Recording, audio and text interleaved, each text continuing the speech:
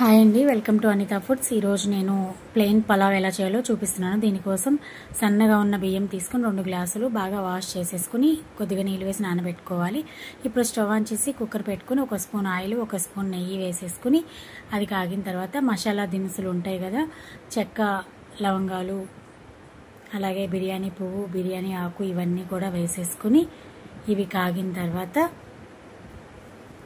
పచ్చిమిరపకాయలు సన్నగా కట్ చేసి చీలికల్లాగా వేసుకోవాలన్నమాట. ఇది కూడా వేగిన తర్వాత 1 స్పూన్ అల్లం వెల్లుల్లి పేస్ట్ వేసేసుకుని 2 గ్లాసులు బియ్యంకి 4 గ్లాసులు వాటర్ వేసేసుకుని అవి కాగిన తర్వాత కొద్దిగా సాల్ట్ యాడ్ చేసుకోవాలి. అలాగే నానబెట్టి పక్కన పెట్టుకున్న బియ్యం అన్నీ కూడా దీనిలో వేసేసుకుని 1 నిమిషం అన్నీ కలిపేసుకోవాలి కలిసేలాగా.